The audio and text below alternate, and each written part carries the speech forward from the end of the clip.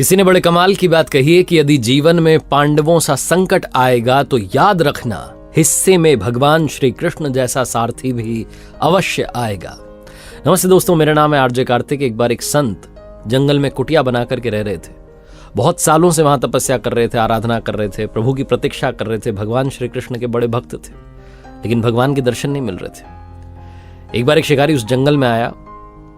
उस शिकारी के लिए वो जो जंगल था वो नया था। उसे किसी ने बताया था कि इसमें बड़े जानवर हैं, तो पहुंच गया था शिकार की तलाश में।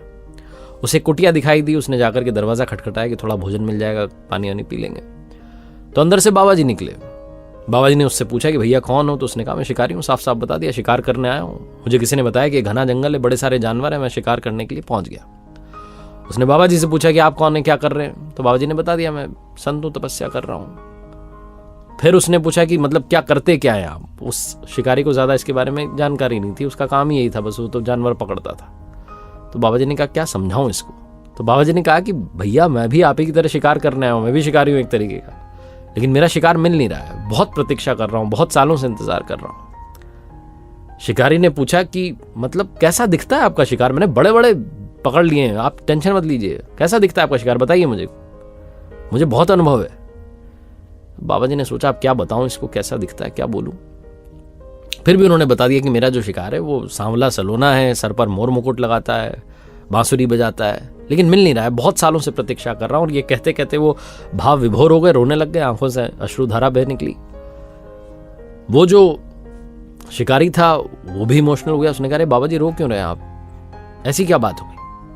मुझे बहुत वर्षों का अनुभव है, आप चिंता मत कीजिए, आपके शिकार को पकड़ के लाऊंगा। और आज मैं प्रतिज्ञा करता हूं, वैसे तो मैं पानी पीने आया था, भोजन करने आया था आपके यहाँ, लेकिन आज प्रतिज्ञा करता हूं कि जब तक आपका शिकार नहीं पकड़ लेता तब तक अन्न का एक दाना ग्रहण नहीं करूंगा, पानी नहीं पीऊंगा। आप देखना अभी बस मैं गया घने जंगल में, पकड़ के लाता हूं, आप टेंशन मत लो। ऐसा बोल करके चल दिया। और वो जब जा रहा था तो बाबा जी सोच रहे थे कहाँ मिलेंगे इसे। मैंने क्या बोल दिया इसको कहाँ भगवान मिलेंगे? मैं इतने वर्षों से प्रतीक्षा कर रहा हूं, मुझे नहीं मिले। शिकारी गया, जाकर के उसने घने जंगल में जाल बिछा लिया बड़ा सा, पेड़ के ऊपर जाकर के बैठ गया, इंतजार करने लगा, प्रतीक्षा करने लगा कि वो शिकार आए, सर पर मोर मुकुट, बांसुरी बजाते हुए, सांवला सलोना। कोई आ ही नहीं रहा। एक दिन बीत गया, 2 दिन, 3 दिन, बैठा हुआ है भूखा प्यासा, बस यही प्रतीक्षा कि वो शिकार आ जाए, एक बार फंस जाए, बस लेकर के चलूं बाबा जी के पास। वो बहुत परेशान है। जब 4 दिन हो गए तो भगवान को लगा कि तो जाने वाला नहीं है, टस से मस नहीं होगा, बैठा हुआ है मेरे इंतजार में। तो भगवान स्वयं प्रकट हो गए, वही रूप जैसा बाबा जी ने बताया था, और खुद ही चलते चले आए, चलते चले जा रहे हैं, खुद आकर के जाल में फंस गए। और जैसे ही उसकी नींद लग गई थी, ऊपर शिकारी के पेड़ पर बैठे, उसकी नींद खुली। उसने कहा अरे शिकार तो आ गया है, फंस गया है, मिल गया। वो दौड़ते हुए फटाफट से नीचे उतरा, दौड़ते हुए बाबा जी कुटिया की तरफ चलने लगा। कंधे पर वो जाल जो था उसमें फंसे हुए थे भगवान, उनको लेकर के जाने लगा और कहने लगा बस बहुत दिनों के बाद मिले हो, जाने नहीं दूंगा तुम्हें। वो बहुत परेशान है, पता है तुम्हें। ले जाकर के उस जाल को वहां रख दिया। बाबा जी कुटिया के सामने दरवाजा खटखटाया, बोले मिल गया शिकार आपका। बाबा जी ने दरवाजा खोला तो साक्षात प्रभु खड़े थे, वही रूप जो बताया था शिकारी को बाबा जी ने। बाबा जी पैरों में पड़ के कहने लगे प्रभु भगवान, इतने वर्षों से आपकी तपस्या कर रहा हूं, आपने दर्शन नहीं दिए, इस शिकारी को आप कहां मिल गए? भगवान ने कहा इसके भाव तुम्हारे भाव से भी ज्यादा ताकतवर थे। ये संपूर्ण भाव से मेरी प्रतीक्षा कर रहा था। तुम तो जब तपस्या करते थे कुछ ना कुछ ख्याल आ जाता था तुम्हें, कुछ ना कुछ विचार आ जाता था, लेकिन इसके मन में कोई विचार ही नहीं आया। 4 दिन से मेरे रूप की प्रतीक्षा कर रहा है कि ऐसा कोई दिख जाए तो एक बार लेकर के चलूं बाबा जी के पास। इसकी भक्ति से मैं प्रसन्न हो गया, मुझे तो आना ही था। 4 दिन से बैठा हुआ था।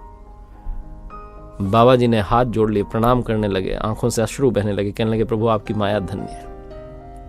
कहानी बहुत छोटी लेकिन सार बहुत बड़ा है। जीवन में अगर संपूर्ण भाव है, पहली बात तो स्पिरिचुअलिटी के, अगर मैं बात करूं स्पिरिचुअलिटी की, अध्यात्म की, तो अगर आपके संपूर्ण भाव हैं तो प्रभु भी आपको दर्शन देंगे। दूसरी बात अगर रियल लाइफ की करूं मैं, प्रैक्टिकल लाइफ की जो हम जी रहे हैं, तो अगर आपके संपूर्ण भाव हैं तो जो आप चाहते हैं वो आपको जरूर मिलेगा, बस आपका ध्यान नहीं भटकना चाहिए।